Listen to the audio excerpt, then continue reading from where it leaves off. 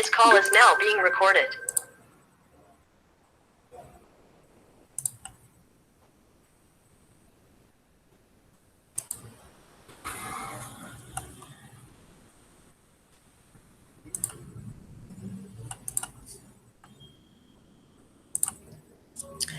Então, vamos lá, né? Dando continuidade à nossa aulinha de ontem, né? Nossa aula foi presencial, então, infelizmente, quem não pôde ir de forma presencial, você vai ter como acompanhar através dos slides, mas vão dando uma lida no conteúdo. Qualquer dúvida que surgir, podem mandar mensagem, que aí a gente organiza e tira essa dúvida de vocês, certo? Então, como eu acabei de falar, vamos dar continuidade ao nosso assunto de ontem, e dependendo do tempo, né, da questão de como vai acontecer, a gente já inicia um novo conteúdo. Se não, eu envio para vocês o slide para vocês darem uma estudadinha sobre. Então, ontem a gente falou um pouco, né, definimos a questão de relações humanas, vimos a questão dos tipos de relações humanas, né, o relacionamento intrapessoal e interpessoal. Falamos um pouco da importância de nos autoconhecermos, bem como manter essa relação com o próximo, que não é tarefa fácil, mas cabe a nós sabermos, vamos dizer assim, manter boas maneiras, boas condutas. Aí eu trouxe para vocês que também as relações humanas, elas se classificam, além de relacionamento intra e interpessoal, podemos trazer a questão de conhecimento, valorização, a questão das afetividades, para que a gente possa manter esse relacionamento mais harmonioso possível. E vimos a definição concreta, né, de relacionamento humano, que é quando uma ou mais pessoas interagem, seja entre si ou com o próximo. Então, a partir do momento em que eu troco uma palavra, ou que eu falo minha vida inteira, por exemplo, a alguém, eu estou mantendo um relacionamento humano. Infelizmente, com o mundo em que a gente está, a humanização está cada vez mais desumana. Então, as pessoas não estão, vamos dizer assim, felizes consigo mesmo. Se você não está feliz consigo mesmo, muito menos para com o próximo. Então, muitas pessoas têm dificuldade em se relacionar. Se relacionar não é só algo, vamos dizer assim, afetivo propriamente dito, né? Entre, vamos dizer assim, casamento, namoro. Não, uma amizade, seja uma amizade a longo prazo, colegas de trabalho, o líder, né? O seu chefe com você, os funcionários entre si. A partir do momento que a gente troca conhecimento, conversa, troca, vamos dizer assim, algo, eu estou levando em consideração e trazendo um relacionamento humano. Agora, vai depender de qual vertente eu vou seguir. Se eu quero algo concreto, algo real, algo que traga realmente as minhas raízes de valorização, ou se eu quero apenas manter uma relação superficial, só para me manter, digamos, inserido naquele local, naquele ambiente de trabalho. Então, falamos também essa questão da autoestima. Infelizmente, o mundo está cheio de pessoas para nos derrubar. E nós mesmos estamos aí diante desse processo. Então, a gente precisa, sobretudo, autoconhecimento para que a gente possa ter essa autoestima. Nada é fácil, até porque o que é fácil, a gente não vai dar valor. Rapidamente também vai embora. Então, a gente precisa sempre lutar. A gente precisa sempre ter essa autoconfiança, ter dignidade, ter valorização. E sempre seguir, por mais que difícil que seja. Se eu não tenho essa autoestima, as pessoas, infelizmente, acabam, né, vamos dizer assim, fazendo com que você seja um fantoche nas mãos dela. E aí, infelizmente, você jamais vai conseguir alcançar as suas metas. Falamos essa questão das boas maneiras, que infelizmente falta muito entre os profissionais de saúde. Quantos e quantos profissionais não dão nem um bom dia, nem um boa tarde, nem um obrigado, nem como uma simples pergunta, como você está, ouvir e também saber como falar, como se comunicar. Então, é importantíssimo para um relacionamento a gente manter essa questão de autoestima e, claro, de boas maneiras. Como também saber como se posicionar. Cada pessoa tem sua opinião sobre determinado tema. Claro que muitas vezes existem temas polêmicos que geram discussões, mas jamais ninguém vai estar 100% correto ou 100% errado. Depende, claro, do ponto de vista de cada um. Então, para que a gente mantenha, vamos dizer assim, algo realmente concreto, a gente precisa trazer à tona o que eu falei: conhecimento, valorização, autoestima, boas maneiras, para que a gente saiba como se portar e como manter esse contato, esse vínculo para com o outro. Se vocês quiserem falar alguma coisa, tiver alguma dúvida, ou quiserem acrescentar algum exemplo, podem ligar o áudio de vocês ou mandar mensagem aqui no chat. Então, clica aqui na mãozinha que eu já paro aqui de falar e vocês trazem, né, a questão da indagação de cada um. Então, não se acanhem. Quiserem falar alguma coisa, ou estiver falando rápido, ou se vocês não estiverem entendendo algo, podem ligar o áudio ou enviar mensagem aqui, tá bom?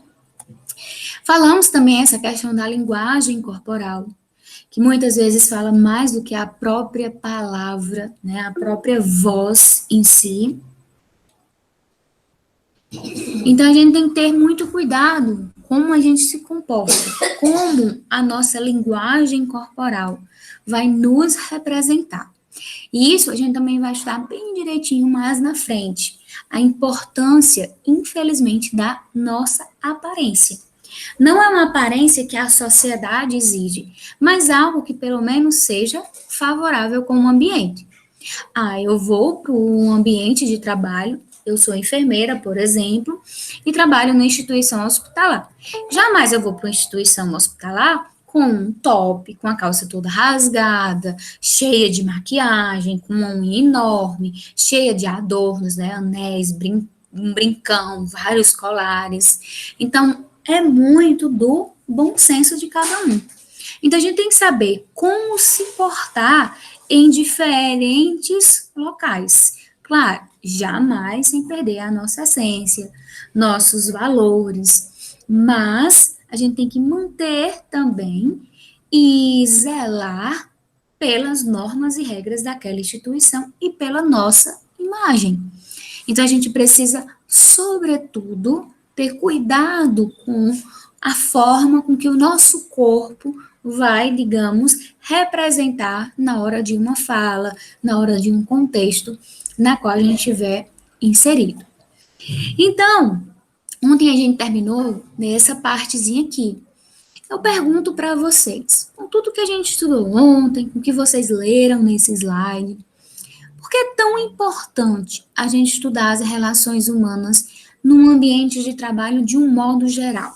Seja na saúde, na educação, no mercado de venda, por exemplo. Por que é tão importante a gente estudar relações humanas? O que é que vocês acham?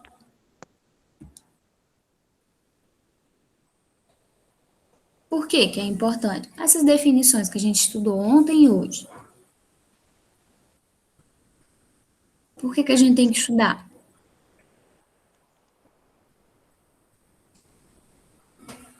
Ninguém? Professor, eu não fui para aula ontem, aí eu não tenho muita noção, mas eu acredito que seria importante a gente estudar relações humanas no trabalho para questão de melhorias, tipo assim, de equipes, você trabalhar com outra pessoa, você saber lidar com aquela pessoa. Eu acredito que seja assim. Sim. O colega também colocou aqui. Claro, para saber lidar, para saber se comportar. Seria importantíssimo, claro, se as empresas realizassem constantemente essas capacitações, para tentar justamente quebrar as barreiras existentes que vão surgindo ao longo dos dias, ao longo das jornadas de trabalho. Hoje, como eu até falei ontem, as empresas prezam muito por esta questão. Quando existe, né, uma empresa abre uma vaga de trabalho, eles olham, claro, avaliam a questão do currículo, questão de experiência, mas você passa por um processo de entrevista. E é na entrevista que a empresa quer lhe conhecer. Então, muitas vezes eles perguntam: quem é você? Quais são suas qualidades? Como você agiria diante de situações difíceis? Como você tomaria uma decisão? Se seu colega de trabalho agisse de uma forma errada, como você agiria? E são essas perguntas que muitas vezes dificultam as pessoas a adentrarem no mercado de trabalho. Ou até mesmo podem entrar, porque já vão com respostas prontas. Então, muitas vezes fala de forma mecânica. Quem estava ali realizando a entrevista, claro, acreditou e a pessoa conseguiu sua vaga. Mas dificilmente essa pessoa vai conseguir se manter, porque ela não vai alinhar o que ela falou com a realidade. E também, infelizmente, a gente se depara com diferentes pessoas, diferentes valores, diferentes formas de agir. Então, a gente precisa saber, como as colegas falaram, lidar, se comportar diante desses acontecimentos, para que mais na frente não vá gerando uma bola de neve, e aquele problema se torne tão grande que prejudique a você e, como consequência, a empresa. E, sobretudo, o cliente, o nosso usuário, o nosso paciente, que jamais deve sobrecair para aquele paciente.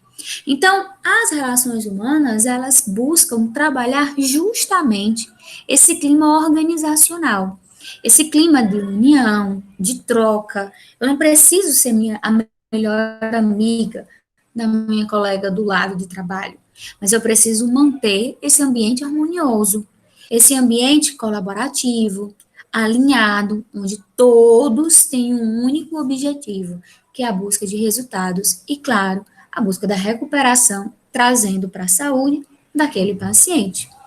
Então, o único motivo é justamente realizar essa promoção, conscientização das pessoas a respeito de manter essa troca para com o outro. E, claro, consigo, sempre em condições constantes, que infelizmente não é o que acontece.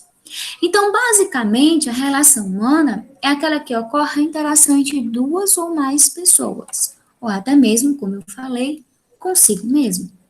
Ocorre, por exemplo, quando um líder delega atividades para a sua equipe, quando tem reuniões, quando acontece um feedback, as pessoas, né, relatam como foi o atendimento, por exemplo, quando surgem ideias para melhorar a estrutura, a assistência, o processo, onde a sua ideia ela deve ser acatada e ser avaliada. Se ela for plausível, por que não colocar em prática? Independentemente do ambiente, do setor na qual você ocupa, na qual você trabalha. Então, a todo momento, as relações humanas estão, vamos dizer assim, alinhada, encorpada nesse caminho da colaboração, no caminho do sucesso, tanto individual como das empresas, das instituições. Então, essa falta muitas vezes de sintonia, de dificuldade de conviver com o outro, é o que torna muitas vezes aquele ambiente estressante, desmotivante. Falta muitas vezes produtividade, acontece muito erros. Infelizmente, o mundo está cheio, como eu até falei para vocês, de humanos desumanos, onde estou cheio de preconceito, de apontar o dedo para o outro, de fofocas, de falta de respeito, de superioridade. As pessoas não sabem ouvir, só querem mais falar a sua opinião. Querem ser ouvidas, mas parar para ouvir jamais. como até a gente falou ontem, saber trazer um acontecimento, vamos dizer até uma crítica, porque quando a gente escuta esse nome crítica, a gente já pensa que é algo ruim. Nem sempre uma crítica é algo ruim. É algo que vai fazer com que você avalie e melhore. Por isso que temos as críticas construtivas e, claro, as destrutivas. Então, a gente precisa, sobretudo, eliminar essas confusões. Eliminar, vamos dizer assim, a questão de interpretações. Eliminar essas picuinhas, fofocas, essa disse-me, quem é melhor, quem é pior, aquela empresa é melhor, por isso que eu estou nessa, mas eu quero e almejo aquele outro lugar. Eu preciso puxar o tapete de muita gente. Então, primeiro de tudo, a gente precisa eliminar essa confusão geral. E para isso, as relações humanas, logo no início, surgiram nas indústrias, como a gente vai ver nas teorias das relações. Deixa eu olhar aqui o que colocaram, né? Olhem aí no chat de vocês. A colega colocou assim: eu estava numa fábrica e o pessoal não gostava de mim, porque eu era revisora e não deixar passar os defeitos. Meu apelido era dona da fábrica. Infelizmente acontece muito isso. Ah, fulano só quer ser a dona da fábrica, mas é só um mero empregado. A gente possui regras a serem seguidas, precisamos de dar resultados, dar devolutiva. A gente vai entender bem direitinho essa diferença entre chefe e líder, entre trabalho em equipe e trabalho em grupo.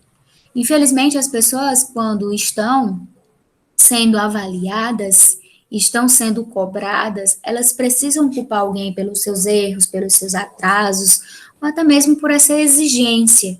E acabam culpando, geralmente, aqueles líderes e chefes, coordenadores daquele setor. Não é porque você não é dona que você não vai também exigir, digamos assim, um comportamento, seguir todas as normas. Vocês vão ver, né, como eu já falei mais na frente, uma disciplina chamada biossegurança, onde vocês vão trabalhar esses equipamentos de proteção.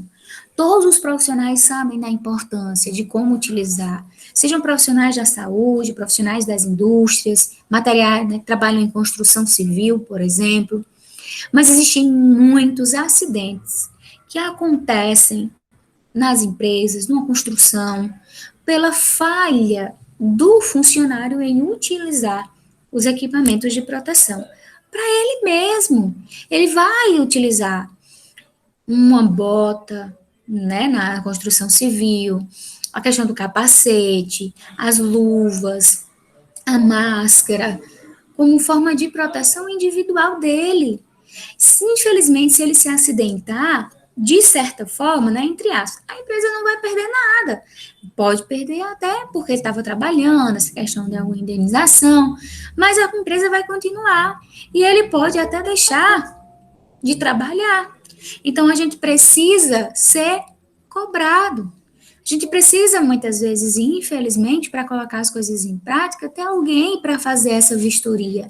E, infelizmente, quem faz é visto como vilão, como aquela pessoa que é de nariz empinado, é o superior. Mas não é isso. Ele está ali para cuidar do todo. Não ouvi, não. Mas, infelizmente, está acontecendo muito, vamos dizer assim, corriqueiro esses casos, né, das pessoas, infelizmente, cometerem, né, o suicídio por conta dessas críticas. As pessoas estão doentes, a gente até debateu ontem, eu não sei se você estava na aula presencial, essa questão das pessoas estão adentrando nos perfis e falando tudo o que quer, sem nenhum pronto, sem nenhum papo na língua. Chegam lá e digitam, escrevem, falam o que quer, falam, exigem muitas vezes uma devolutiva das pessoas, e com isso, né, infelizmente, nem todo mundo sabe lidar, nem todo mundo sabe maneiras de utilizar aquela mensagem, aquela crítica para o seu favor. Ah, eu preciso melhorar, então, fulano, quem é fulano para estar falando que eu preciso ou não fazer? Então, infelizmente, o mundo está cada vez mais desse jeito, trabalhando nesse processo e dificultando essas relações.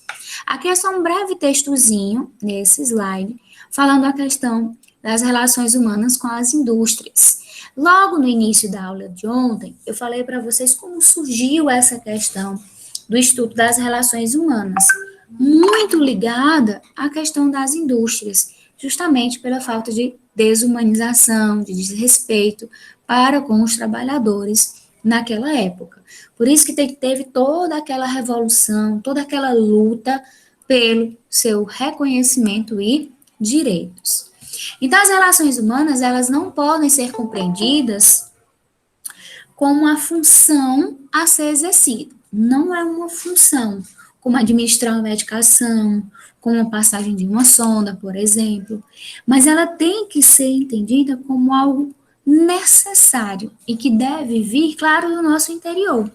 Nenhuma empresa, de certa forma, vai chegar e lhe dizer como fazer. Olha, você tem que dar um bom dia, boa tarde, manter boas maneiras. Ele pode até alinhar essas diretrizes. Porém, você que vai utilizar da melhor forma possível para manter aquele ambiente mais harmonioso e aquele ambiente mais favorável, para que livre de todos aqueles erros, falta de segurança, falta, vamos dizer assim, de cuidado com você como profissional e com o paciente em que ela está. Então, as empresas estão cada vez mais adentrando nesse processo e agem justamente para evitar, né, que erros e resultados esperados não venham a surgir. Então, as máquinas, muitas vezes, não funcionam apenas como uma forma de, vamos dizer assim, boa lubrificação. As empresas precisam manter esse elo. Por isso que algumas que prezam por esse selo, né, de excelência, elas trazem muito essas capacitações mensais, semanais, estudos de caso, avaliando essa questão do trabalho em equipe, onde está acontecendo o erro, por que as pessoas estão tão distantes umas das outras. Vamos trabalhar com os funcionários daquele setor, para que a gente possa, de fato, minimizar aqueles atritos existentes. Então, ela é uma ciência, né, relações humanas, num mundo novo, porém algo velho, antigo, que remete justamente a essa necessidade de ser revisto e de sempre estar sendo trabalhado. Porque as relações humanas, ela é tipo um guia para melhorar o ambiente. Então, ela ensina a nos compreendermos e compreendermos o próximo, a respeitar, a sabermos como se posicionar diante de um determinado tema, na hora de ter, vamos dizer assim, tomar uma decisão, ter equilíbrio, porque a gente trabalha muito com a questão da inteligência emocional, com a autoestima, a questão de comunicação, que infelizmente todo mundo pensa que sabe se comunicar bem, mas na hora que a gente vai, de fato, para a literatura e estudar sobre esse conteúdo, não é assim que acontece. Do mesmo jeito, trabalhar em equipe. Não é fácil um trabalho em equipe. Muitas vezes a pessoa diz, eu trabalho há 10 anos numa empresa, eu nunca tive nenhum conflito, mas quando a gente vai avaliar a fundo, você também não tem nenhuma relação com os funcionários em que ali estão. E tem, só de forma superficial. Cada um cria a sua melhor maneira de lidar com o outro e consigo. Claro, muitas vezes essa maneira ela precisa ser revista e ser reavaliada para melhorar esse processo. Então, as ciências das relações humanas estudam justamente a questão da convivência, da comunicação, como acontece esse fluido, né, essa interação com as outras pessoas. É a ponte que liga um indivíduo ao outro, indivíduo ao grupo. Essas dificuldades de comunicação estão justamente trazendo, muitas vezes, essa dificuldade de relação. As pessoas interpretam do jeito que querem. Então, comunicar-se, que é um tema que a gente vai estar mais na frente, é saber também interpretar o que a pessoa está dizendo. E, claro, não tomar suas próprias, vamos dizer assim, interpretações. Porque nem sempre o que você está interpretando foi o que a pessoa conseguiu ou estava tentando trazer. Deixa eu ver aqui. Infelizmente, acontece muito. Por isso que eu falei para vocês a frase, né? A questão que o mundo está cada vez mais desumano. Precisa passar por esse processo de reciclagem, digamos assim, e trabalhar justamente essas questões. É muito. Você chega numa empresa e diz: olha, pessoal, hoje ninguém vai trabalhar à tarde, vamos fazer uma palestra sobre relações humanas. A maioria não vai querer ir, outros vão, mas não vão nem prestar atenção. Outros podem até prestar atenção, mas não vão colocar em prática. Então, as empresas muitas vezes precisam também trabalhar essa questão para fazer com que os indivíduos sejam induzidos, digamos assim, a ser reavaliados, tanto ele como pessoa, como próximo. Então, eu trago aqui para vocês, né, os 10 mandamentos para que a gente possa manter, digamos, um relacionamento humano eficaz. Então, fale com as pessoas. Não, vamos dizer assim, seja tão arrogante. Sorria. Lembre-se de que acionamos 72 músculos ao realizarmos o processo de sorrir. Chame as pessoas pelo nome. Seja um amigo prestativo, claro. A gente também não vai baixar a cabeça e deixar acontecer tudo que a outra pessoa quer. A gente também tem que fazer essa balança. Seja cordial. Interesse-se por assuntos das outras pessoas. Ah, não tô nem aí, não quero saber o problema, não quero saber que fulano conseguiu almejar as metas, os objetivos dele. A gente precisa, muitas vezes, se interessar por esses assuntos para que a gente possa ampliar o conhecimento e, claro, melhorar aquele convívio e aprender cada vez mais. Ser generoso, elogiar, saber criticar e ouvir as críticas. Preocupar-se, muitas vezes, na medida certa, com a opinião dos outros e dar também as nossas opiniões. E, claro, buscar sempre apresentar um serviço de excelência.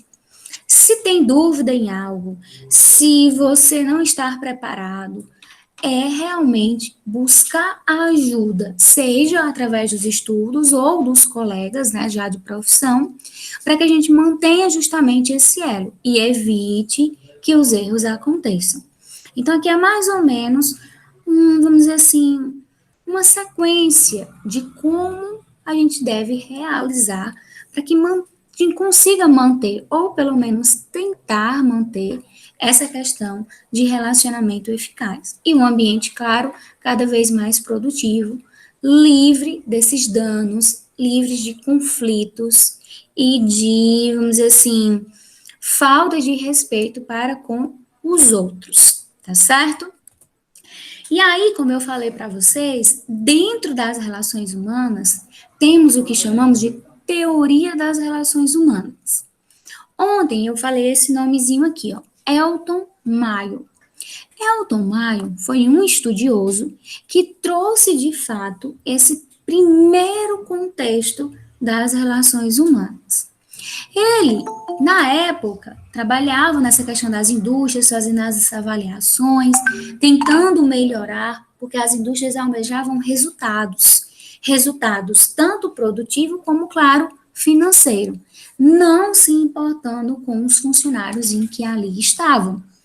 Então, ele começa a adentrar nesse ambiente e cria essas teorias que até hoje são utilizadas. Claro, elas são adaptadas para o nosso contexto. Eu preciso manter as relações humanas em uma escola, em um hospital, em uma loja, em uma indústria. Então, vai se adaptando às necessidades daquele ambiente, para que a gente traga, de fato, essas teorias à tona. Então, surgiu justamente por essa necessidade de humanizar, como eu já falei para vocês, e libertar dessa questão dos preconceitos, dessas rigidez, dessa teoria tão mecanista que era no tempo antigo. Então, ele traz justamente essas teorias. Dentro da teoria de Elton Maio, ele cria, né, surge através do que a gente chama de experiência em Hawthorne. Essa experiência foi algo, né, que ele adentrou de fato em uma empresa e ele começou a avaliar dia após dia quais eram os pontos positivos e negativos daquele ambiente, tanto funcional quanto também em relação à estrutura. Então, ele começa a ter como base o ser humano. O foco principal, claro, das relações humanas, das teorias das relações humanas, é sempre o ser humano. Aquele ser humano inserido naquele ambiente, na qual ele tem um comportamento complexo. Ele tem um sistema social e, claro, biológico, fisiológico. Ele tem necessidades, muitas vezes, de manter essa união e elo com o próximo, de afetividade, de sociabilidade. Então, é através de todo esse contexto que o ser humano ele vai estar inserido num processo de trabalho. E a gente precisa ver ele como algo que tem necessidades, não como uma máquina que não possui, digamos, necessidade propriamente dita. Ou pelo menos até uma máquina precisa passar por um processo de avaliação constante, porque senão, mais na frente, aquela máquina ela vai perder a sua funcionalidade. Então, para isso, a gente precisa focar sempre no contexto principal, que é o ser humano. Então, através do estudo dele, ele dividiu em 3 partes. A primeira parte, ele adentrou na empresa, né, na indústria, que era chamada de Hawthorne, e ele divide em 2 grupos os funcionários que ali estavam. E ele começa a utilizar métodos de produção e sistema de remuneração. E, claro, uma iluminação intensa. Então, ele já coloca num grupo uma iluminação, um ambiente favorável. No outro grupo, ele deixa aquele setor do jeito em que estava. A segunda parte, ele já separa 6 operários que trabalham em condições especiais, com a principal mudança que estavam autorizados a conversar. Porque geralmente nas indústrias eles não podiam conversar, não podiam interagir com os outros, não tinha horário, às vezes nem para ir ao banheiro, imagine para manter esse papo para com o outro. Então ele disse que esses 6 operários, durante a sua jornada de trabalho, estavam liberados para fazer o trabalho, mas para conversar, interagir com o próximo. E a terceira parte é que ele já pegou 14, né, operários, ou seja, já aumentou o público, e montou um componente elétrico com menor interação dos pesquisadores. Essa produtividade, claro, ela não aumentou. Ficou comprovado o quê? Que com esse ritmo limitado, com esse ritmo, vamos dizer assim, cada vez mais exigente, o trabalho não se tornava produtivo e, consequentemente, não teria excelentes resultados. Poderia até atingir a meta necessária, porém, com grande dificuldade e exigência daqueles operários e funcionários. Esse exemplo, né, esse experimento, também pode ser relacionado a diferentes setores, independentemente se é industrial, se é da saúde, da educação, quando a gente faz essa avaliação dividindo em 3 partes. Então, ele começou a perceber que a iluminação, a interação para com o outro, a questão da motivação, onde as pessoas eram vistas, fulano conseguiu um destaque esse mês, vendeu mais do que os demais, fulano conseguiu aumentar a produtividade. Então, ele começou a parabenizar, a incentivar, tanto, vamos dizer assim, pelo reconhecimento em si, né, dos seus líderes, chefes, quanto também, muitas vezes, um conhecimento financeiro. Com isso, as pessoas começaram a aumentar essa questão de trabalho. Então, cada vez mais, foi percebendo que o ambiente e a interação do grupo era importantíssimo para alcançar os excelentes resultados. Então, as relações humanas precisam trabalhar com essas ações e, sobretudo, com atitudes. Dá ênfase, claro, ao emocional. Mas esse emocional, ele precisa estar também em equilíbrio. Ah, fulano tá triste hoje, então deixa fulano para casa. Ah, eu preciso de uma horinha a mais de almoço. A gente também não pode, né, digamos, estipular, ou passar realmente daqueles nossos direitos, daquela real necessidade na qual a gente se encontra. Então, se a gente está em um local e percebe que a estrutura, que as pessoas não estão bem, vamos manter um momento de capacitação, encontros mensais, para que a gente possa realmente ter essa interação. Dependendo da empresa, são tantos funcionários que às vezes nenhum nem outro se conhecem, ou mal se falam, dão apenas um bom dia, uma boa noite, porque não conseguem manter esse convívio em elo. Não é para ser melhores amigos, mas pelo menos trazer aquele ambiente harmonioso. Então, dentro das teorias, a gente tem a primeira teoria, que se chama teoria comportamental. Como o próprio nome diz, ela vai avaliar o comportamento humano. A questão da comunicação, a questão da gesticulação, a capacidade de aprender. Nossa capacidade de aprender é muito grande e de interagir com o próximo. A questão de orientar, de ampliar os nossos conhecimentos e trazer para o ambiente na qual a gente está inserido. Então, essa foi uma das primeiras teorias, né, que surgiram relacionadas às relações humanas, que mantém justamente esta avaliação. Então, ela estuda o clima organizacional, ela trabalha a questão da motivação, da dinâmica em grupo, que é importantíssimo para a interação. Quando a gente coloca, pessoa, vamos falar sobre você, às vezes a gente trava. Quando tem uma dinâmica, algo novo, uma, vamos dizer assim, interação, já é totalmente diferente essa questão do convívio, essa questão da união entre as pessoas. Outra modelo, outra teoria, essa daqui muito discutida na saúde, e vocês vão estudar muito na frente, é o modelo ou teoria de Maslow, que a gente chama de pirâmide das necessidades humanas básicas. Todo e qualquer ser humano, ele possui necessidades, independentemente se ele está doente ou não.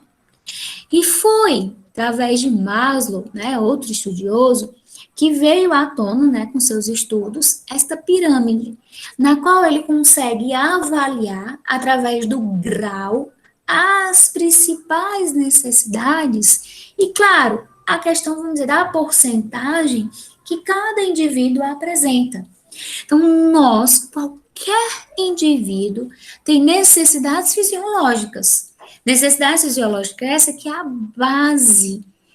Cada um.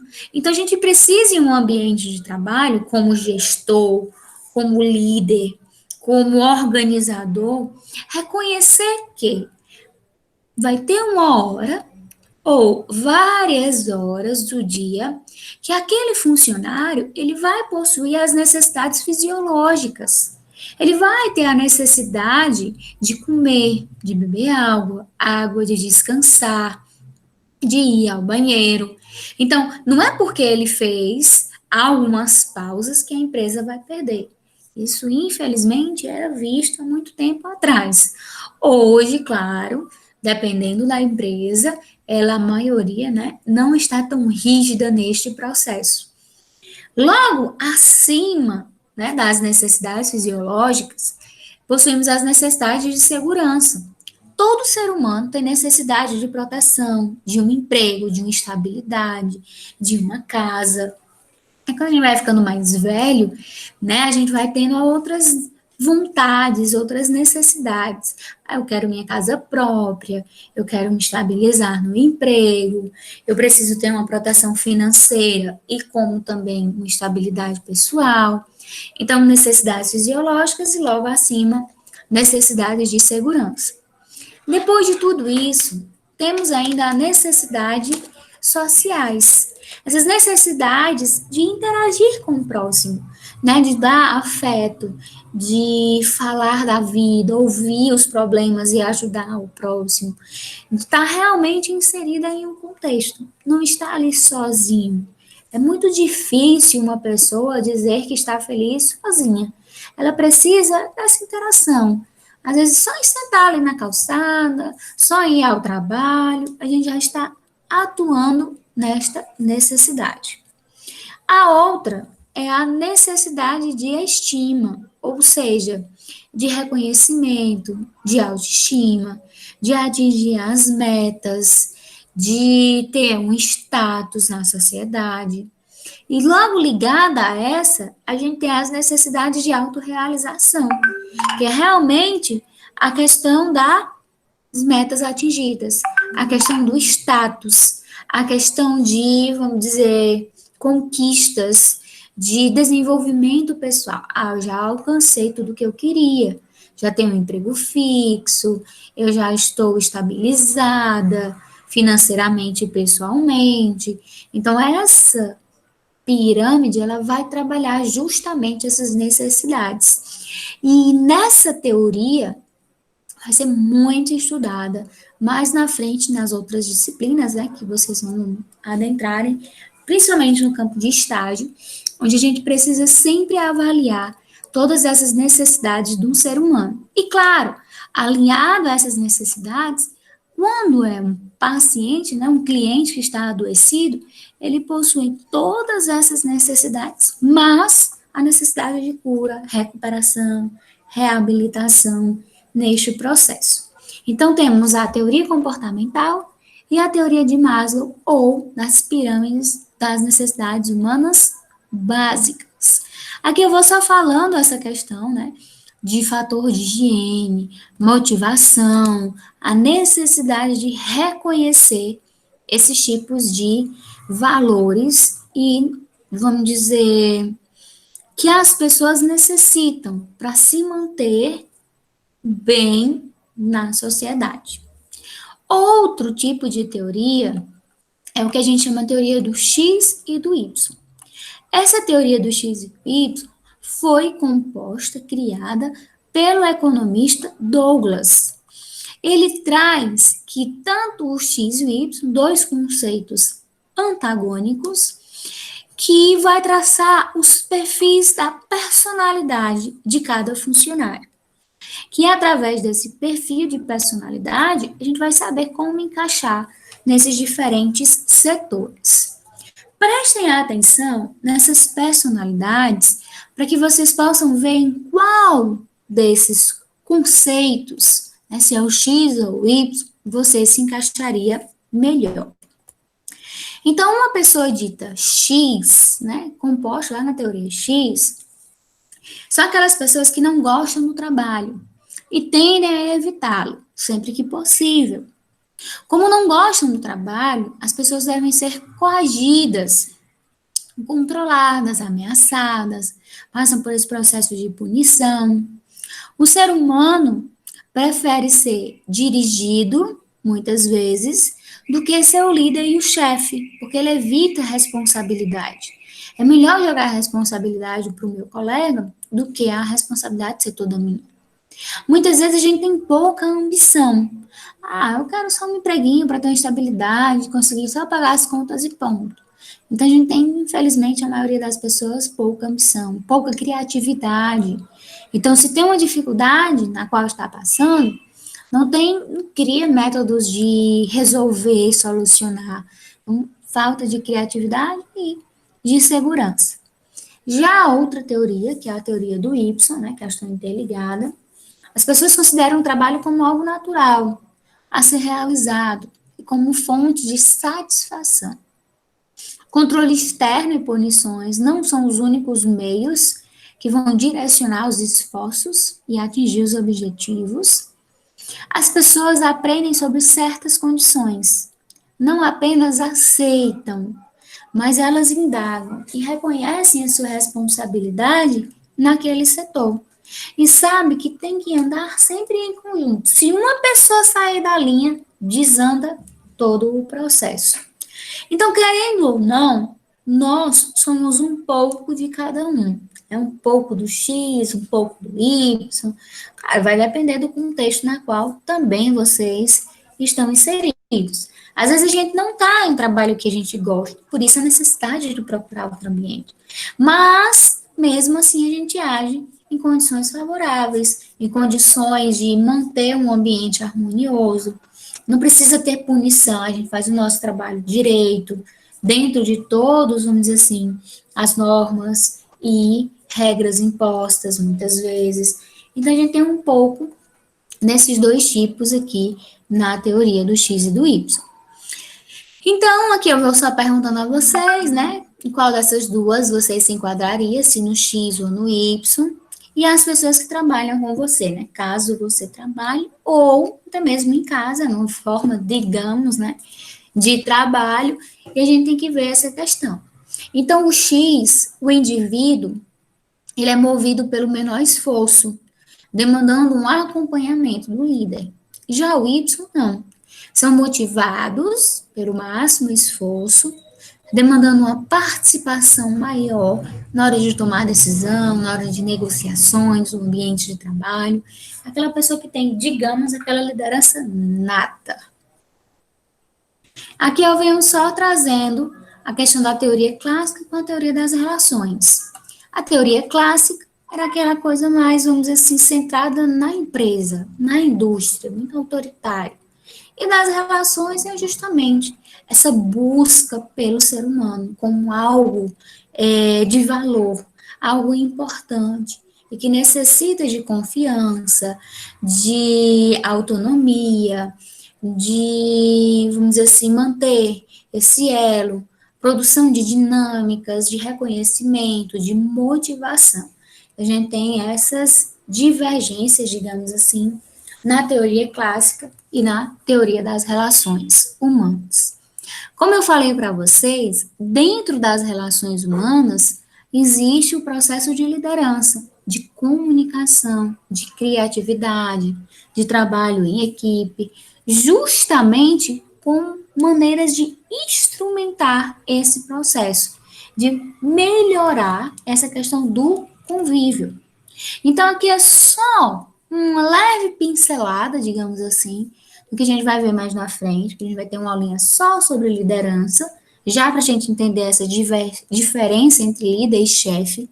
Muitas vezes a gente nem sabe, nem reconhece essa diferença, nem na definição propriamente dita, e nem nas funções e atribuições de cada um. Mas um líder é uma pessoa capaz, né, por suas características, de aprender as necessidades dos outros profissionais e da organização como um todo. Então, um líder, ele é aquela pessoa que está inserida num centro, que tem, vamos dizer assim, responsabilidades dobradas, mas ele trabalha além de mão dadas, lado a lado com seus funcionários, mantendo a supervisão, mantendo a comunicação, a motivação, os treinamentos, e, claro, fazendo com que as pessoas estejam cada vez mais comprometidas com este processo. Comunicação, a gente vai ver bem direitinho, que é esse processo de interação, de trazer uma mensagem, digamos, para o próximo. E a gente precisa de um receptor, de um emissor, claro, e de um canal, como forma de transmissão da comunicação. Eu não vou nem falar muito aqui de comunicação, porque a gente vai ver bem direitinho agora no nosso próximo slide, certo? Criatividade. Falta muito isso nas empresas e para os profissionais.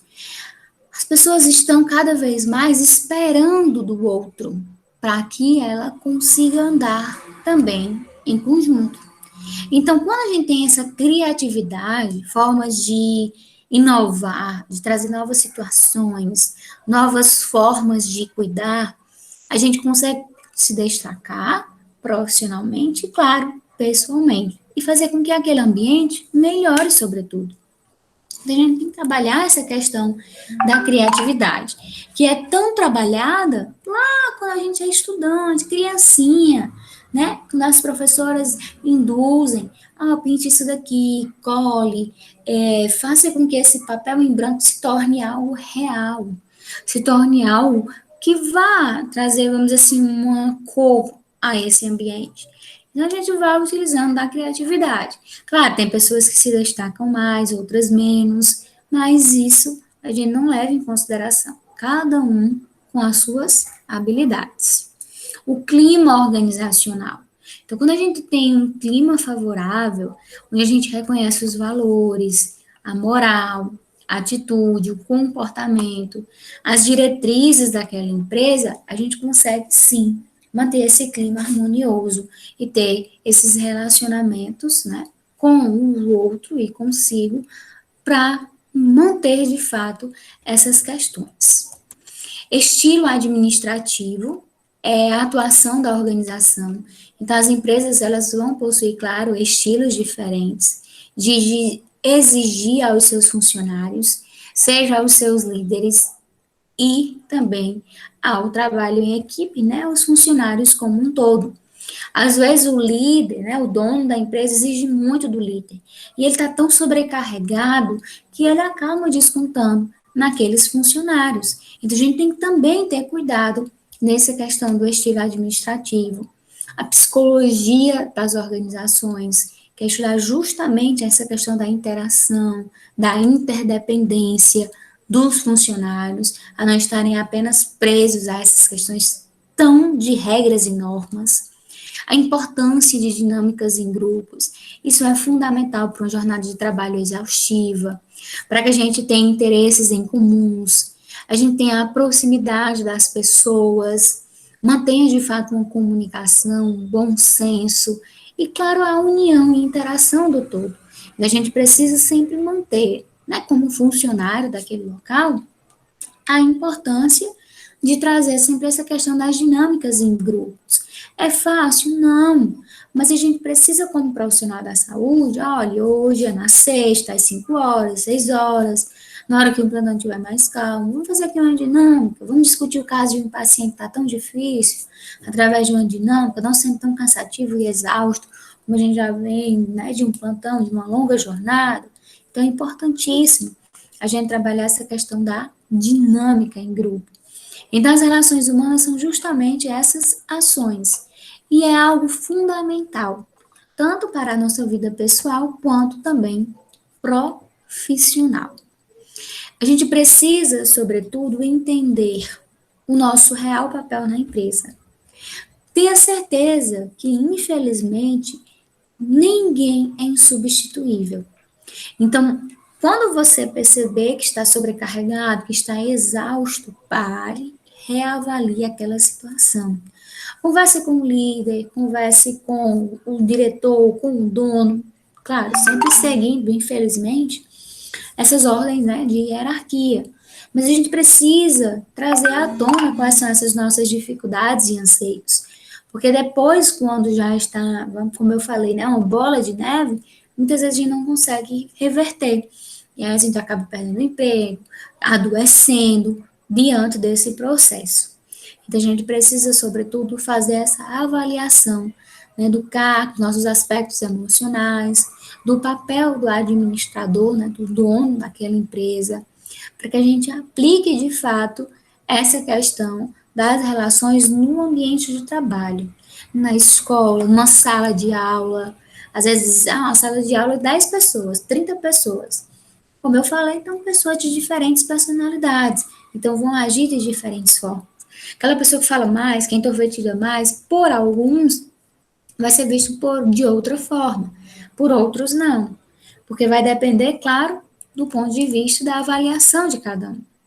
Então, a teoria das relações humanas, conhecida também como a escola das relações humanas, é formada por um conjunto, para já, de teorias administrativas, que vai proporcionar justamente o objetivo inicial, que é manter esse elo e a existência entre o indivíduo e a empresa, através daqueles 3 passos, onde ele consegue constatar e provar que o ambiente, que a interação é importantíssimo para os resultados na qual a gente está esperando, e claro, a empresa também está esperando. Quem levantou a mãozinha para falar? Isadora, tu tá me ouvindo? Tô. Aqui, o que eu te falei ontem, ó. Só não tô te vendo. O vídeo tá ligado, acho que a câmera. Tô vendo só uma coisa branca. Eu aumentei aqui o volume, aí ele pegou e correu quando escutou tua voz. Eita, ficou com medo de mim. Não, vem pra cá pra assistir aula. Aprender. Ai, é lindo. A carinha dele. Tá aí, só de boa, tá vendo? Prestando atenção, porque ele vai trazer à tona também, né? No contexto dele, só que ele não consegue, né, como nós, ser racional. Então, voltando para cá. Alguém quer falar? Acho que foi uma mensagem que chegou. Então, precisamos, sobretudo, manter e colocar em prática essa teoria, no qual o ambiente e a interação com o todo traz forte influência no processo cooperativo, na devolutiva e nos resultados que forem almejados pela empresa e por você como funcionário. Então, a gente precisa, como é que eu avalio esse processo de satisfação? Através de uma pesquisa de clima, de avaliação do todo, né? Ouvindo os funcionários, mantendo esse elo sempre aceso em ligação, onde entendam que cada um é importante e que se a gente tirar um, cai. É igual aquele efeito dominó. Então, eu tô aqui, se eu só empurro um dominó, toda aquela fileirinha ela vai cair. Porque eles necessitam, digamos, um do outro. Então, a gente precisa, sempre como empresa, como funcionário, atuar neste processo de união, interação em equipe. A reunião, importância de reuniões periódicas, que eu já falei para vocês, né, dos treinamentos.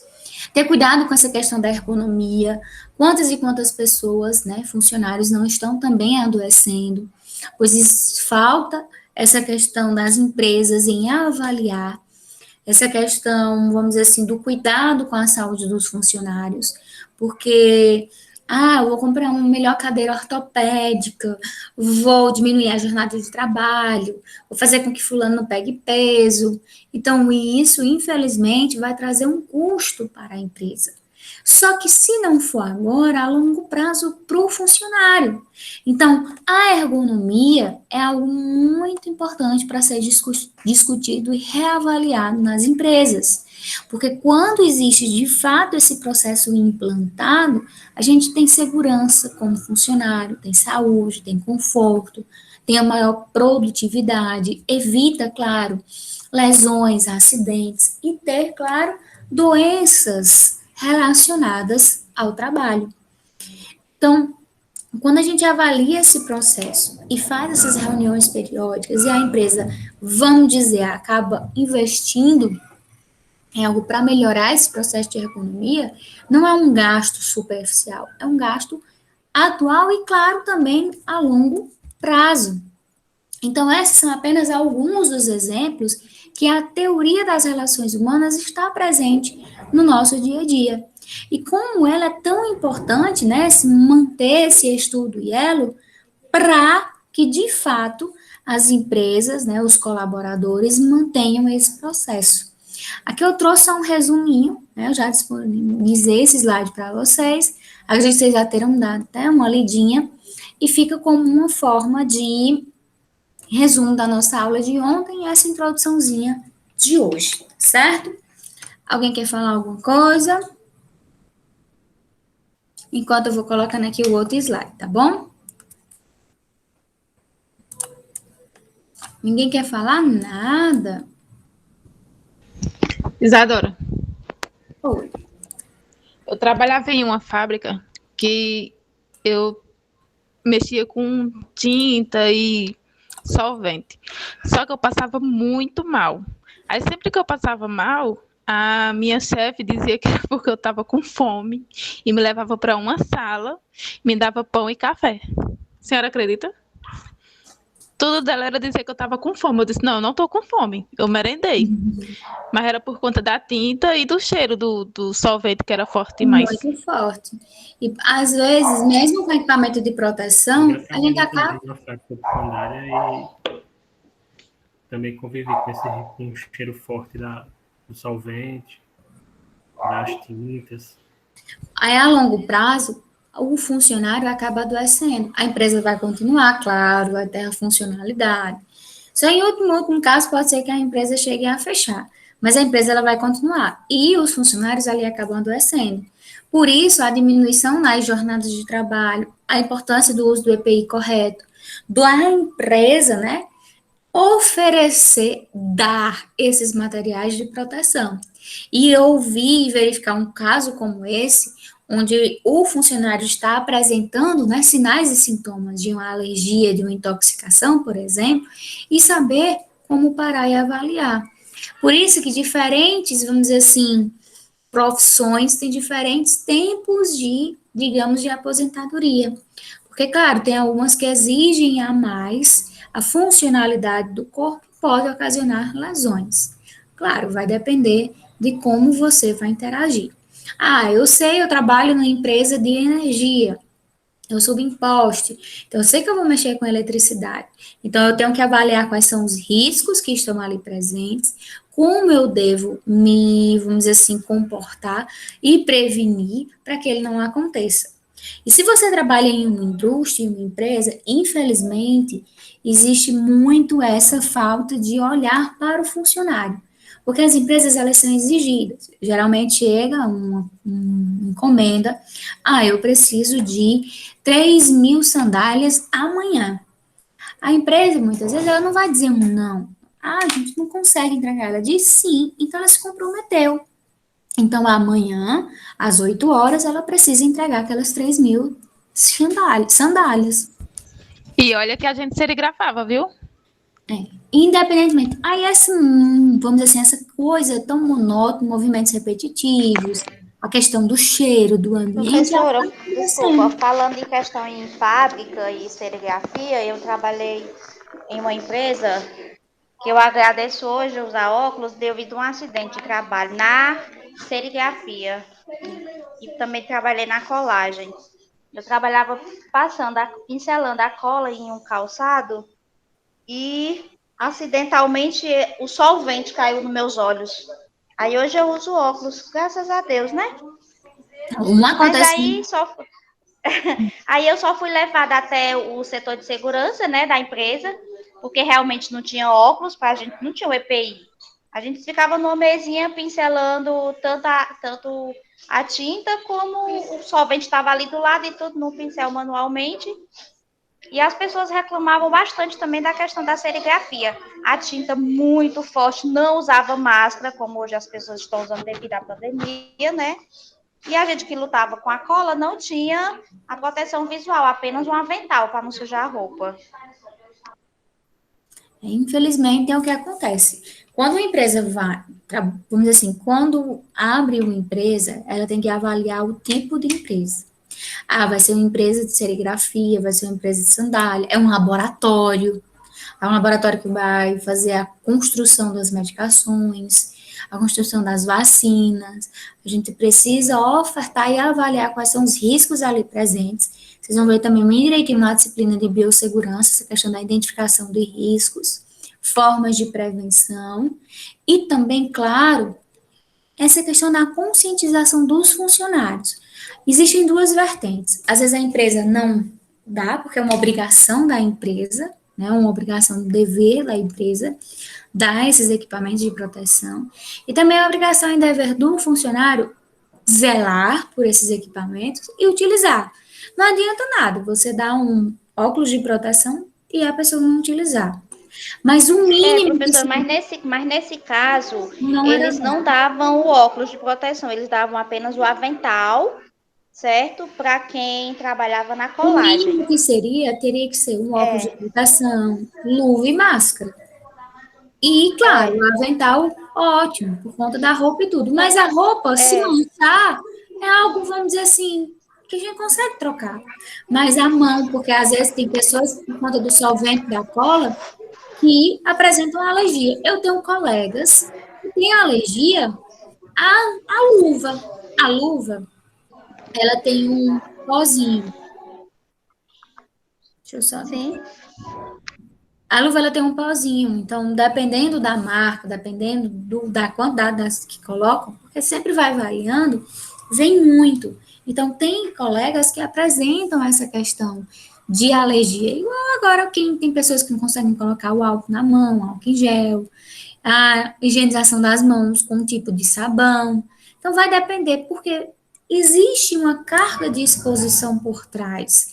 Então, a gente precisa também reconhecer, além dos riscos, né, da instituição, a que a pessoa ela está suscetível. Então, num caso como esse, que vocês deram exemplo, a gente precisa, sobretudo, de equipamento de proteção. Num caso como esse, da inalação de um material que pode se tornar tóxico, seria realmente uma máscara de proteção. Não levando em consideração o momento em que a gente está, né? Todo mundo faz uso agora, ou pelo menos a maioria. Mas era uma realmente máscara para proteger ali. Exemplo, quem trabalha com posto de gasolina precisa manter os equipamentos de proteção. Quem trabalha na saúde precisa manter os equipamentos de proteção. Então, a gente precisa avaliar esse contexto e que isso traz benefício e mantém a relação, tanto do funcionário quanto da empresa. Então, hoje, a gente vai dar continuidade, né, adentrar nesse conteúdo novo, falar um pouco de comunicação.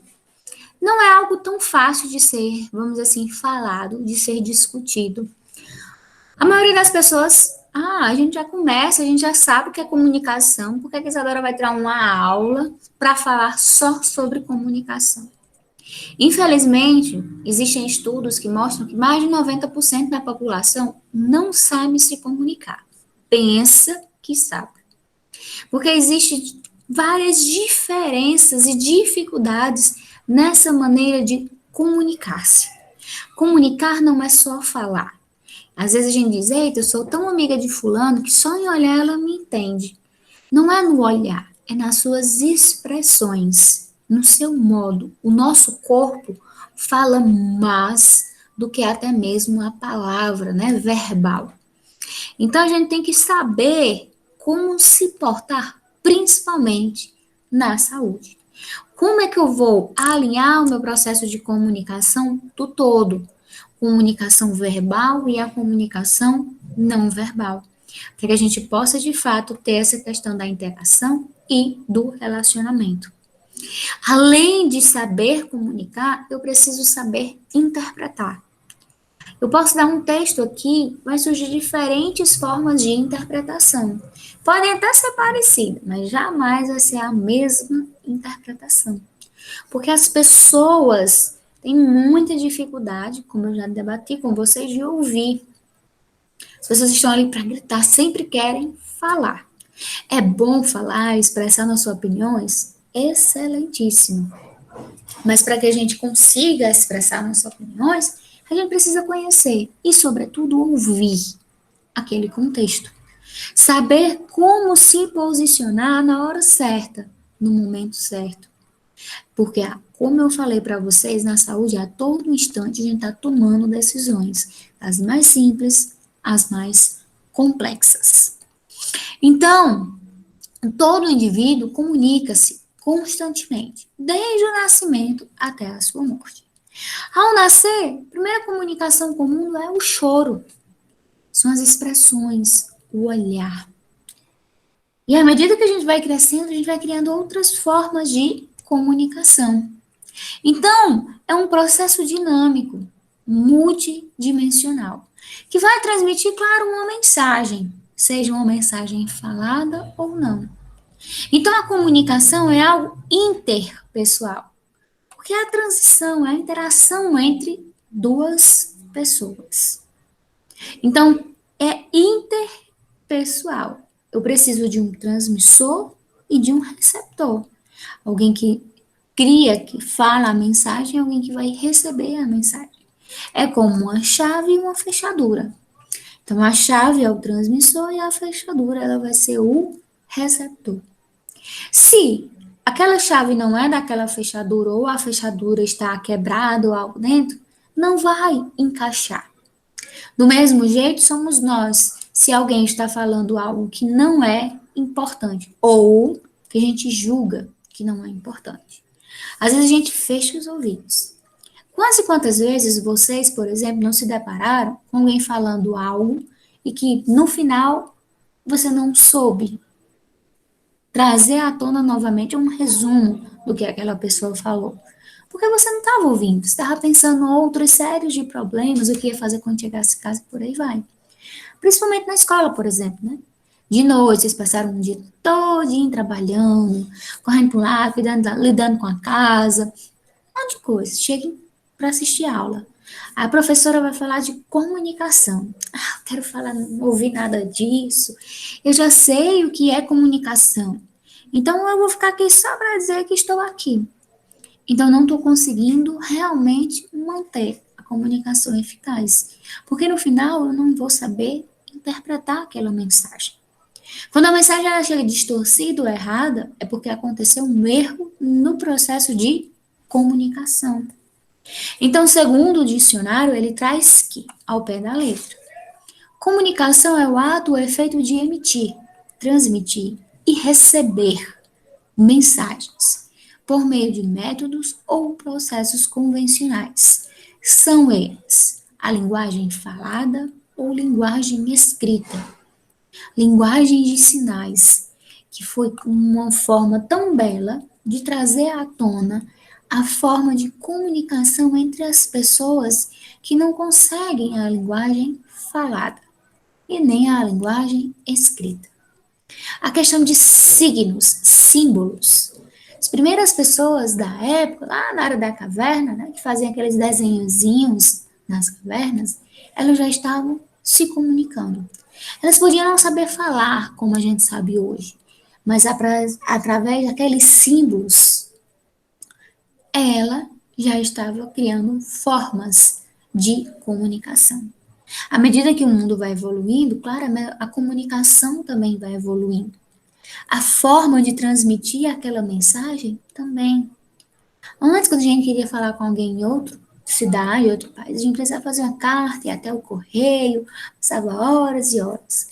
E bem antigamente, que não existia nem correio e nem essas cartas, né? Eram as pessoas que eram os viajantes, né? Passavam tempos e tempos viajando a cavalo para poder levar uma mensagem a uma pessoa e depois fazer essa devolução.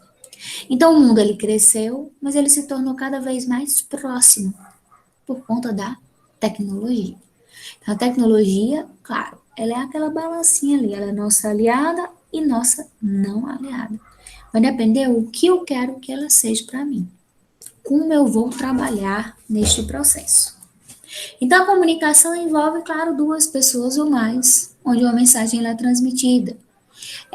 Precisa ter, vamos dizer assim, esse realmente processo de comunicação, onde um fala e o outro escuta. E, se for o caso, rebate esse processo de transmissão. Então, existem alguns fatores que influenciam este processo, sejam de forma benéfica ou não. O receptor, muitas vezes, pode saber se comunicar ou não. Às vezes, um professor ele é excelente no conteúdo, mas ele não sabe trazer, muitas vezes, à tona aquela mensagem, que entre na caixinha de cada um. Às vezes, o professor, ele sabe, muito dinâmico e tudo, mas ele não domina o conteúdo propriamente dito. Então, eu preciso que não exista falha no receptor, não precisa existir falha na mensagem, e nem no emissor. O ambiente, ele vai interferir também, positivamente ou negativamente nesse processo. E a gente precisa, claro, de um feedback. Tem nada pior do que a gente chegar e ficar falando sozinha. E aí? o que aquela pessoa entendeu? Será que realmente ela entendeu a mensagem que você desejava passar? Então, a gente tem que manter essa relação interpessoal.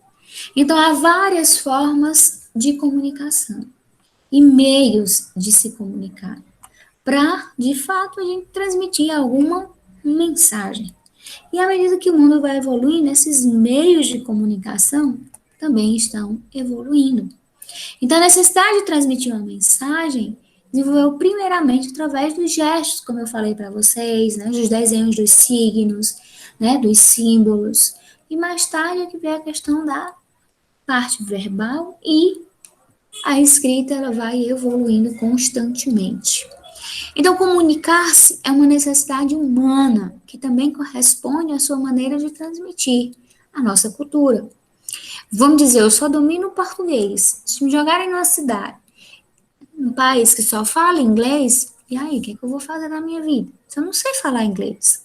Então, eu vou criar formas de me comunicar, de pedir ideia, ajudas, de pedir maneiras de me auxiliar dentro daquela cidade. Então, eu preciso e necessito sempre me comunicar. Em qualquer linguagem que seja, mesmo através da linguagem, através de símbolos. Então, dentro da comunicação, a gente tem um emissor, um receptor e a mensagem. Isso é o básico. Mas também possuímos canais de comunicação, um código e um referente, para que aquela mensagem ela esteja realmente interpretada da maneira correta. Então, o emissor, que vocês já viram, e já sabem, claro, é aquele que envia a mensagem. Aquele, um rádio, uma televisão, uma empresa, ela é considerada um emissor. O receptor, como o próprio nome diz, é aquele que recebe, é o que é o destinatário daquela mensagem. A mensagem é um conteúdo passado, é o que você está ali para indagar. O código é o conjunto de signos e regras e combinações, dependendo de qual forma, meio de mensagem você quer passar. O referente é o objeto ou situação da mensagem, também chamado de contexto. E o canal de comunicação, claro, é o meio pelo qual a mensagem é transmitida. Se através de um celular, de um vídeo, de uma câmera, de gestos, de cheiros, de imagens, de som. Uma imagem, dependendo do ponto de vista de cada um, ela pode ser interpretada e ela traz uma comunicação. Por que muitas e muitas pessoas idealizam e passam horas na frente de um quadro? Aquele quadro é uma forma de comunicação da alma daquela pessoa que fez como, emissor e aquela pessoa que está ali interpretando. O cheiro. Quem aqui nunca sentiu um cheiro de perfume ou algo e assimilou a alguém? Justamente por essa questão da comunicação. Desenho, gostos, filmes trazem esse canal de comunicação. Então, a gente precisa manter essa interação para se tornar algo tão importante entre o nosso dia a dia, tanto pessoal quanto profissional. Esse comportamento socialmente hábil é um conjunto de comportamentos emitidos por um indivíduo, de diferentes situações que requerem condutas distintas. Então, a comunicação, cada um possui, à medida que a gente vai evoluindo, o ambiente influenciando. Mas a gente precisa saber se comportar nessas diferentes situações. Então, a gente tem situações que a gente precisa falar formalmente e outras informal. Oi, você, tudo bom? E aí? As pessoas que têm muitas gírias.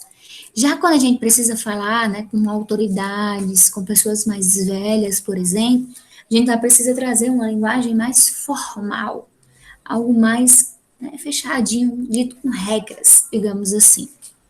Então, o que vai determinar esse comportamento de como agir é o nosso objetivo final. Como eu quero ser vista por aquela pessoa, por aquele contexto. Então, os padrões de comunicação vão variar muito e vão depender, claro, da cultura de cada um, do conhecimento de cada um. É a busca justamente por essa compreensão, pela transmissão de sentimentos, de ideias, de dúvidas, de incertezas, que vão alinhar todo o processo assistencial. A linguagem, ela é entendida como um sistema de signos, principalmente quando a gente é criança. A gente faz muita questão da linguagem, através, né, desses desenhos de imagens. A linguagem, né, podem ser tanto coloquial como culta, por isso que eu falei para vocês essa questão de formal e informal. Uma criança não fala como um adulto, um professor em sala não fala como uma conversa informal, por exemplo. A gente tem que saber se portar diante daquela situação e do cenário na qual a gente está. Então, dentro da comunicação, a gente tem a comunicação verbal, paralinguística e não verbal. A comunicação verbal, como o próprio nome diz, eu falo, eu trago à tona palavras. A não verbal inclui 5 sentidos. Em alguns casos, pode também, muitas vezes, estar relacionada com a questão do verbal. A não verbal é quando eu trago à tona não uma linguagem escrita e nem uma falada. Eu trago gestos, gesticulo. Então, eu estou promovendo uma comunicação não verbal. Então, a aparência, o movimento, o contato físico, as expressões faciais, o olhar, tudo isso são formas de comunicação não verbal.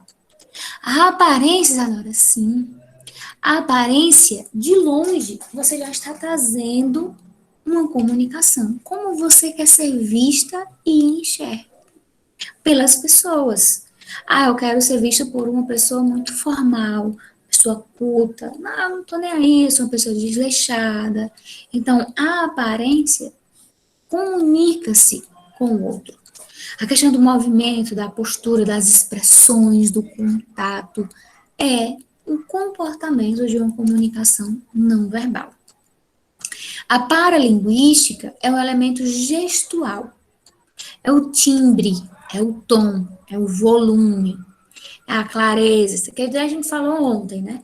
Essa questão tem pessoas que falam mais alto, as pessoas falam mais baixo, as pessoas falam bem calmo, as pessoas falam mais agitado. Então, essa questão do timbre, do som, do volume, traz a comunicação paralinguística. É uma mensagem verbalizada, porém, com diferentes nuances, digamos assim. E a verbal, como o próprio nome diz, é através da fala e da escrita. Vou fazer uma redação, eu vou enviar uma mensagem no WhatsApp. Eu estou me comunicando verbalmente com a outra pessoa, através, claro, de uma codificação da escrita. Então, a comunicação ela é eficaz, é um atributo essencial para todos, principalmente para a enfermagem. Como eu falei para vocês, na área da saúde, na enfermagem, né, puxando para esse contexto, possuímos termos técnicos. A gente precisa aprender. Termos técnicos esses que a gente vai falar de forma formal com alguém. Já quando a gente está ali com o paciente, jamais eu vou estar utilizando termos técnicos. Ele não vai entender. E muitas vezes ele não vai lhe perguntar. Ele vai ficar imaginando diferentes significados. Mas ele não vai saber a real interpretação. Então, os canais de comunicação são vários também. Visual, auditivo, verbal, sensorial, pictórico, né? O visual, como o próprio nome diz, entra muito com essa comunicação não verbal. A aparência, o vestimento. Auditivo com o paralinguístico, né? Com o tom, com o timbre. Verbal, as palavras. Sensorial, objetos. Quando a gente fecha o olho, através do tato, a gente consegue ter essa comunicação sensorial. É quente, é frio, é áspero, é liso. E pictórica acontece muito, principalmente, né, nessa questão de gráficos, de figuras, de imagens. Então, como eu falei, uma imagem, né, um quadro, quando a gente avalia aquele quadro, a gente consegue, de fato, entender a real necessidade, o que aquele emissor ele queria trazer para você. Claro, nem sempre ele vai ter a mesma linguagem de interpretação, mas esses são alguns exemplos de canais que trazem à tona essa maneira de comunicação. Então, eu trago aqui para vocês que 38% trazem a questão da comunicação vocal, falando. As pessoas sabem falar melhor do que escrever muitas vezes. Porém, o que a gente presta atenção nem sempre é o que a pessoa fala, mas como a pessoa gesticula, como a pessoa se comporta, como a pessoa está ali presente naquela situação.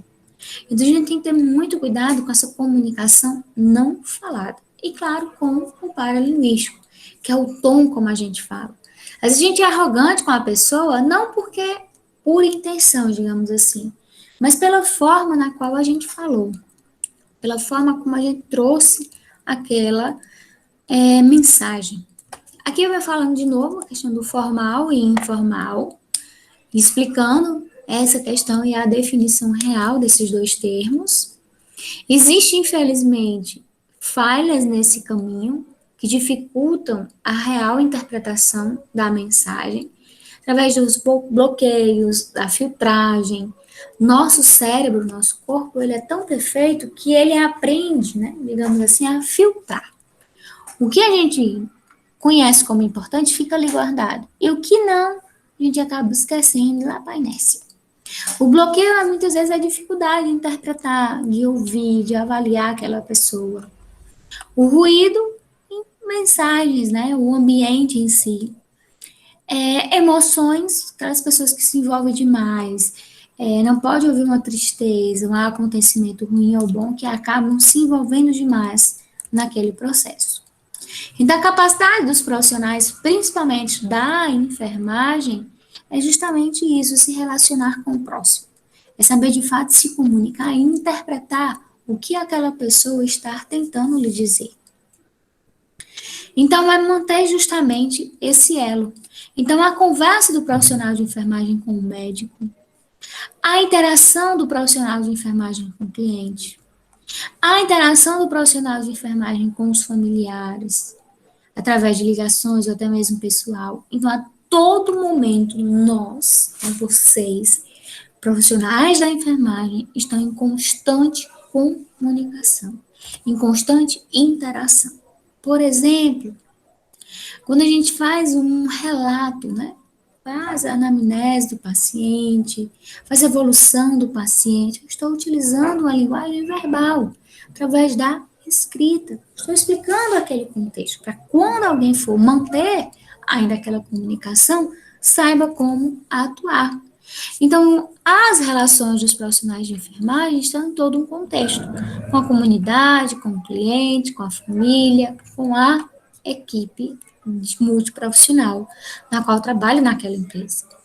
Então, as relações de cuidado, eles precisam se firmar nessa base, mantendo justamente essa relação terapêutica. Durante uma conversa, alguns clientes fazem muitas perguntas e a gente precisa tentar ao máximo responder essas perguntas corretamente, sem nenhuma arrogância, porque são dúvidas e incertezas e medos daquele cliente.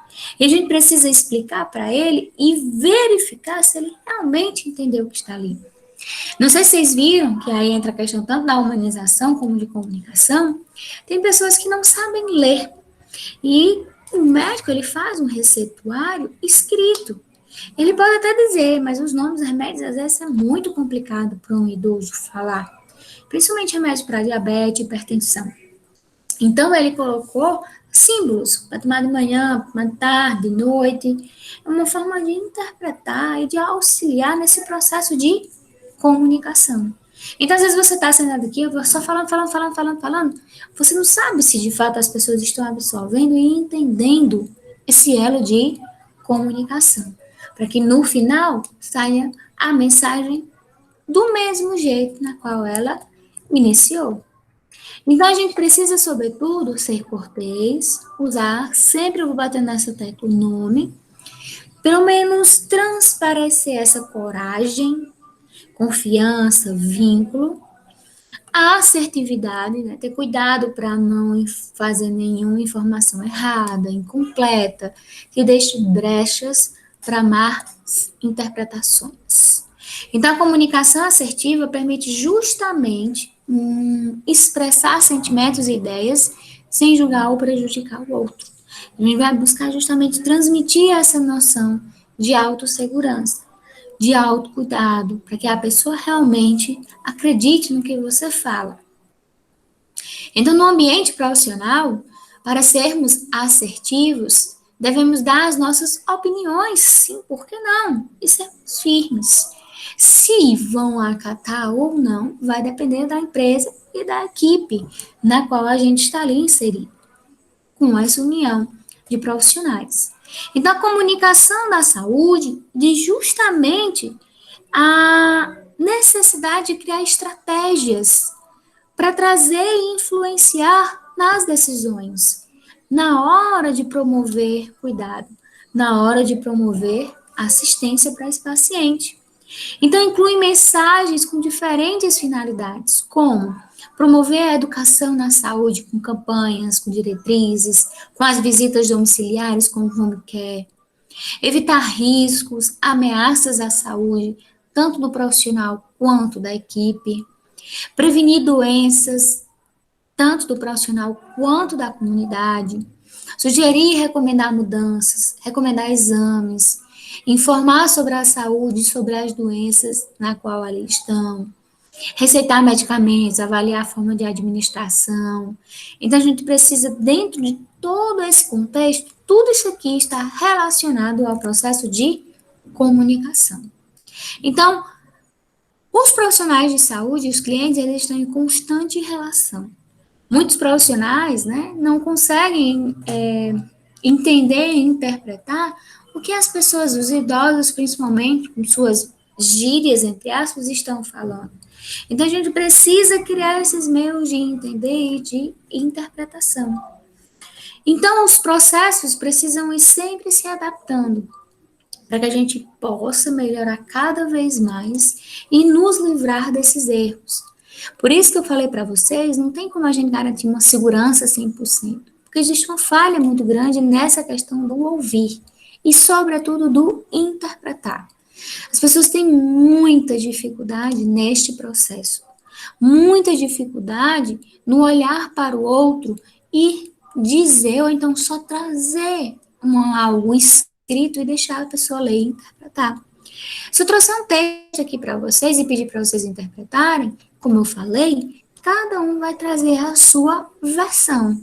Vai existir uma certa e uma errada? Vai depender, porque um ou outro vai fugir daquele tema. Então, a comunicação efetiva em saúde influencia drasticamente no nível individual e comunitário. Individual porque vai trazer essas, vamos dizer assim, consciência, diminuir os erros, trazer a questão da motivação, reduzir riscos. E da comunidade, claro, vai trazer um ambiente mais favorável, mais harmonioso, mais de fácil acessibilidade, de adaptação. Então, vai manter esses dois níveis acesos. Então, esse processo de informação e comunicação na saúde influencia drasticamente para nós profissionais. Então, a gente precisa, muitas vezes, saber interpretar. Um cliente, um paciente, ele vai apresentar sinais e sintomas. Então, os sinais é o que ele vai expressar para você, através de expressões faciais ou do seu comportamento. E os sintomas, ele vai lhe dizer, claro, e você vai constatar. Eu estou com febre e dor de cabeça. A febre é um sintoma e eu consigo, através, né, do termômetro, medir essa questão da presença da febre ou não. A dor de cabeça eu não vou saber a princípio, só o que ele está me relatando. Então, como é o grau de dor? Tem pessoas que rapidamente eles expressam e conseguem demonstrar para você como o quadro dele está. Então, a gente precisa muitas vezes interpretar essa comunicação não verbal. Se a verbal, a fala, existem falhas, imagine na interpretação. Eu não preciso entender e conhecer a fundo, de fato, aquela pessoa. Mas se eu conseguir entender as expressões, o comportamento, eu consigo visualizar a dor. Eu consigo minimizar o sofrimento, de certa forma, daquele paciente. Porque às vezes ele não quer dizer por medo, ele não quer dizer porque já quer ir para casa, não quer ficar mais ali internado. Então a gente precisa saber interpretar. Uma pessoa que está com dor de cabeça, opa, vamos olhar aqui, a pressão está altíssima. Ficar de olho para não ter sinais de AVC, as sinais, vamos dizer assim, de desmaio. Então, a gente precisa, de fato, interpretar, principalmente, essa questão dos sinais. Os pacientes estão constantemente trazendo ali na sua cara esses sinais, mas pela falha de interpretação, de reconhecimento, infelizmente, a gente não consegue identificar. Então, aqui eu vou falando essa questão dos problemas, da insatisfação dos clientes, muitas vezes, justamente por essas falhas na comunicação, no reconhecimento das suas necessidades e dificuldades. Transmitir essas informações é importantíssimo para que não seja algo insuficiente, incompleto. Então, por isso que eu volto a dizer, a gente precisa saber interpretar e ter muito cuidado quando a gente for fazer algo escrito, né? Essa comunicação verbal escrita. Quantos e quantos erros na hora de uma evolução, na hora de um registro, a gente não encontra? E são erros gritantes, tanto de gramática quanto também de interpretação, por falta justamente da comunicação. Então, a informação em saúde necessita ser clara, compreensível, recordável, credível, consistente ao longo do tempo, baseada na evidência e na personalização. Essa personalização significa que a informação é a medida das necessidades de informação de um cliente, naquele momento do seu nível, naquele momento de atendimento e necessidade. Então, a todo momento a gente está necessitando de informação, de ajuda. A realização, por exemplo, de exames e mesmo de intervenções cirúrgicas, há uma necessidade de informação. Há uma necessidade de trazer para aquele cliente o que está acontecendo, o que pode vir a acontecer, quais são as complicações. Então, a todo instante a gente está nesse processo. E, pasmem, existe muita falha, muito erro no momento de comunicação. Porque comunicação não é só, como eu falei, falar, é como também interpretar.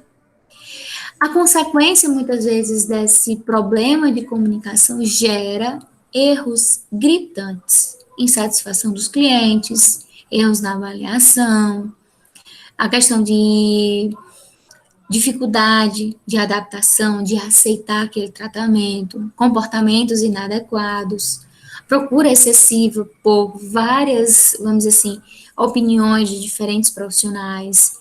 Então, essa dificuldade, né, na transmissão é o que torna, muitas vezes, a saúde uma parcela da falha, da dificuldade em manter, de fato, esse elo e a atuação entre os profissionais.